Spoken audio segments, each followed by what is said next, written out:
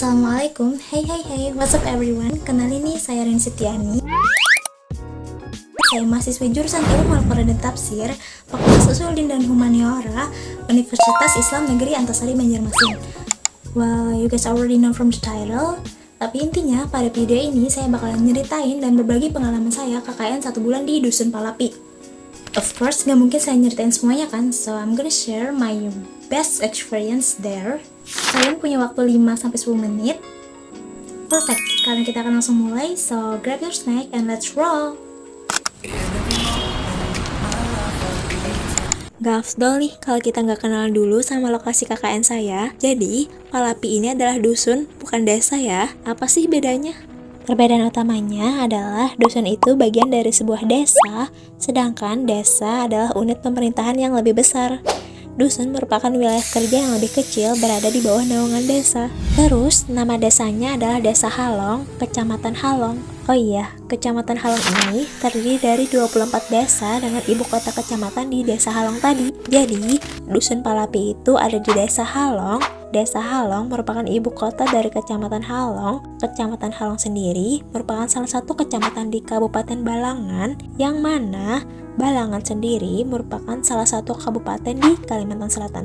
Semoga bisa dipahami ya. Terus selama KKN, kami tinggal di perumahan mualaf. Kami dipinjami 2 buah rumah oleh warga, 1 untuk cowok dan 1 untuk cewek. Nah, rumah yang ditinggali sama cewek-cewek ini yang dijadiin posko 1. Bisa dibilang posko utama kami lah. Di sini kami masak bareng, makan bareng, rapat, atau bahkan juga buat sekedar ngobrol santai. Oh iya, balik lagi, diam di sana sama teman-teman KKN dan juga tetangga-tetangga, rasanya kayak punya keluarga baru tahu. It felt like a home away from home. Looking back, I feel so glad to have been there. Saya juga nyadar satu hal, tempat yang nyaman gak cuma soal di mana kita tinggal, tapi juga sama siapa kita ngejalaninya. Dan saya bersyukur karena punya tim yang hebat banget. Because I couldn't do it alone, jadi saya juga mau ngenalin ke kalian teman-teman saya yang bikin KKN ini jadi lebih seru 1000 kali lipat. Oke, yang pertama ada Saparin, si ketua yang selalu sabar. Yang kedua ada Kak Ardi yang bijak. Selanjutnya ada Daus yang selalu meramaikan posko. Kemudian ada Anti yang jadi penengah. Sophia si pengelola uang kas. Kemudian, ini di skip aja. Kemudian ada Kia dengan segala terannya. Kemudian ada Pina dengan segala editannya. Lalu ada Kadatin dengan segala masakan yang enak. Dan yang terakhir ada Firda dengan jokes recehnya. Intinya, setiap orang di tim saya ini itu punya peran penting. Dan kami semua saling dukung satu sama lain banget. That's what KKN is all about, right? Perkenalan diri saya udah. Perkenalan lokasi juga udah. Perkenalan teman kelompok juga udah. Sekarang kita lanjut ke inti dari video ini, yaitu my best experience selama KKN. Best experience saya selama KKN yaitu ekspedisi eksplorasi potensi wisata di Kecamatan Halong. Nggak yang tepat di Dusun Palapi atau Desa Halong, tapi masih di Halong kok kecamatannya. Destinasi pertama yaitu Sungai Aluan atau Sungai Kapayang. Kalau dari posko kami mungkin sekitar 20 menit kali ya. Saya nggak yang jago-jago banget ngira-ngira soal waktu, jadi bisa aja meleset perkiraannya. Anyway, kami di sana bakar-bakar ikan hasil pancingan teman-teman saya, sama juga ada ayam yang dipancing di pasar. Enak banget sih makan-makan deket sungai, mana sungai jernih banget lagi. Selama saya hidup, jujur ini pertama kalinya saya ngeliat sungai yang airnya sejernih ini. Biasa mah yang dilihat yang keruh, kuning, kecoklatan kayak kopi susu. Kebayangkan ya?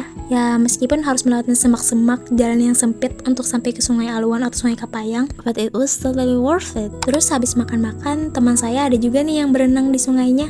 Kalau saya sih nggak berenang ya, cuman main-main air aja di pinggir-pinggirnya. Lanjut, kita ke destinasi wisata yang kedua, yaitu ke Watu Badinding. Wisata Watu Badinding ini ada di Desa Liu, Kecamatan Halong, Kabupaten Balangan yang terdapat di kawasan Geosite Geopark Meratus. Merujuk ke media yang meliput terkait wisata ini, daya tarik utama Watu Badinding ini adalah deretan bebatuan besar yang membentuk dinding alami di sepanjang sungai. Keunikan inilah yang menjadi asal-usul penamaannya, karena dalam bahasa setempat, yakni bahasa Banjar, Watu Badinding berarti batu yang membentuk dinding. Bahkan juga dibilang di artikel lain bahwa saat mengunjungi tempat ini akan kurang afdol ketika pengunjung gak nyeburin diri ke sungai karena airnya yang nyegerin dengan suasana hutannya yang menambah kesejukan kawasan ini. Nah ini saya setuju banget sih, tapi lagi-lagi kemarin saya juga gak nyeburin diri karena waktu itu saya lagi halangan. Tapi kalau nggak halangan pun saya juga nggak bakalan nyeber sih. Jadi waktu itu saya cuma main-main air sama numpukin batu aja di pinggir sungainya. Tapi kayak gitu aja udah seru banget kok. Nah, perjalanan ke sini memang jauh lebih menantang dibanding ke Sungai Aluan tadi. Bahkan ini juga dibilang di media tadi kalau pengunjung juga akan merasakan petualangan yang memicu adrenalin. Karena untuk sampai ke lokasi wisata ini hanya bisa ditempuh menggunakan kendaraan roda 2 selama kurang lebih 20 menit dengan melewati jalan yang hanya selebar 1 meter. Nah, ini bener banget. Saya juga waktu itu takut banget karena jalannya subhanallah ekstrim banget. Mana samping-sampingnya jurang lagi. Tapi syukurnya saya dibonceng. Kalau saya yang bawa, nyerah duluan deh, takut soalnya. Perjalanan dari posko kami ke Watu Berinding kayaknya ada deh makan waktu sekitar 1 jam gitu. Terus kalau di Sungai Aluan tadi saya bilang airnya jernih. Nah, di sini di Watu Berinding ini airnya lebih jernih lagi. Dan ini dia yang terakhir sekaligus puncaknya, yaitu mendaki ke Bukit Japan. Bukit hijau yang diselimuti ilalang yang menawarkan pemandangan pegunungan sekitar. Bukit Japan ini berada di perbatasan Desa Simpang Nandung, Kecamatan Tebing Tinggi, dan Desa Mantuyan, Kecamatan Halong, Kabupaten Balangan. Kalau dari posko kami mungkin makan waktu sekitar 30 menit hingga 1 jam gitu sih. Terus pas di puncak kami juga ketemu dan bikin video sama rombongan dari Amuntai. Dari puncak ini kami bisa lihat keseluruhan perjuangan kami karena pemandangannya Masya Allah benar-benar luar biasa indah banget. Coba lihat, indah banget gak sih? Lukiskan hayalan, susun cerita masa depan. Sungai Aluan, Watu Berinding, sama Bukit Japan, 3 spot ini itu adalah harta karun Halong gak sih? Yang harus dijaga banget. Oh iya, saya juga mau terima kasih banyak-banyak sama aparat desa Halong yang dengan senang hati membawa kami berkunjung ke 3 wisata tadi. Kalian luar biasa banget deh. Tapi teman-teman, eksplorasi ini gak akan berhenti di sini aja. Setelah kita sama-sama takjub dengan 3 keindahan destinasi wisata tadi, saya dapat pelajaran yang deep banget, yang langsung disinggung oleh Al-Quran. Yuk kita sama-sama renung sebentar. Setelah semua effort berkendara, mendaki, dan menjelajah tadi, sekarang saya ingin mengajak kalian untuk narik napas dalam-dalam dulu nih. We have seen the beauty, now it's time to seek the wisdom. Kalian sadar nggak? Semua wisata yang saya kunjungi, mulai dari Sungai Aluan, Watu Berinding, hingga Bukit Japan, semua itu adalah tanda, yaitu tanda kebesaran dari Sang Pencipta, yakni Allah Subhanahu wa Ta'ala. Lalu kesadaran ini langsung buat saya teringat pada sebuah teguran yang sangat penting yang ada di dalam Al-Quran, yakni dari surah Yusuf ayat 105. Allah Subhanahu wa Ta'ala berfirman, A'udzu billahi minasyaitonir rajim.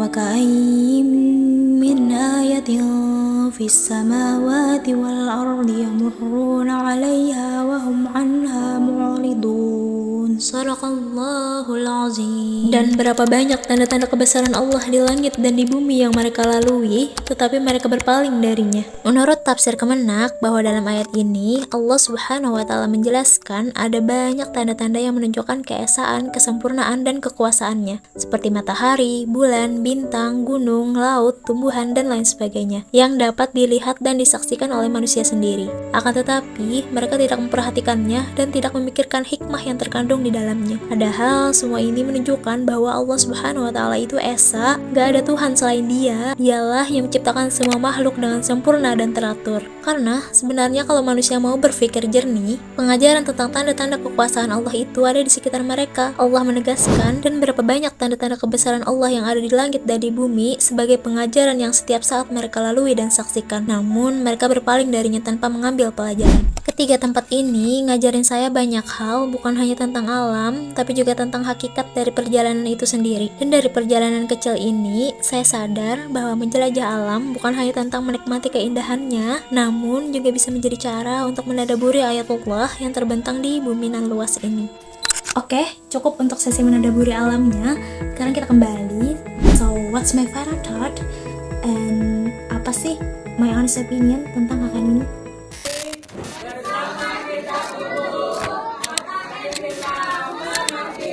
Sejujurnya, saya nggak pernah nyangka KKN akan meninggalkan jejak seberkesan dan sedalam ini. Awalnya ya saya pikir ini cuma soal mengabdi dan menyelesaikan tugas kuliah. Tapi ternyata Dusun Palapi memberi lebih dari yang bisa saya bayangkan. Dari warganya yang penuh dengan kehangatan, teman-teman yang sudah jadi keluarga, hingga momen sederhana yang diam-diam menumbuhkan banyak rasa syukur di hati saya. Mungkin inilah arti pengabdian yang sebenarnya. Saat kita datang untuk memberi, tapi justru pulang dengan hati yang jauh lebih menyadari. Saat waktu perpisahan tiba, saya sadar yang paling berat itu bukanlah mengemasi barang-barang, tapi mengemasi kenangannya. Karena setiap tawa, setiap peluh, setiap cerita, dan setiap pelajaran di sini telah menjadi bagian dari diri saya. Terima kasih banyak Dusun Palapi. Terima kasih atas semua pelajaran, atas segala kehangatan, dan atas setiap pengalaman yang tak dapat dihargai oleh materi. Sampai ketemu lagi.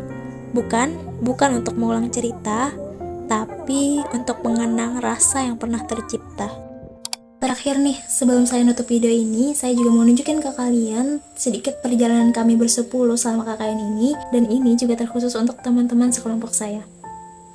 Kita datang dari tempat yang berbeda, tapi KKN di Dusun Palapi mempertemukan kita dalam satu cerita yang sama. Dalam tawa, lelah, bahagia, sakit, kita belajar arti saling menguatkan. Ada wajah-wajah yang akan selalu saya ingat, ada tawa yang akan selalu saya rindukan, dan ada kenangan yang tak akan pernah bisa tergantikan. Mungkin waktu sebulan terasa singkat, tapi kenangan ini akan selalu panjang dalam ingatan. Terima kasih untuk setiap dukungan, setiap canda, dan setiap langkah yang telah kita tapaki bersama. Terima kasih juga sudah jadi rumah paling nyaman di tempat yang jauh dari rumah. Kita pernah berjalan bersepuluh, dan semoga dimanapun nanti kita melangkah, jejak kebersamaan ini tetap jadi rumah kenangan yang hangat untuk selalu kita ingat. Terima kasih sudah menyempatkan waktu untuk menonton video ini sampai selesai dan menyaksikan perjalanan KKN saya di Dusun Palapi. Semoga kisah sederhana ini bisa menginspirasi dan bermanfaat bagi kalian yang menonton. Kalau kalian ingin berteman dengan saya di media sosial, boleh banget, ini Instagram saya. Last but not least, may you guys always stay happy and healthy wherever you are. Wassalamualaikum.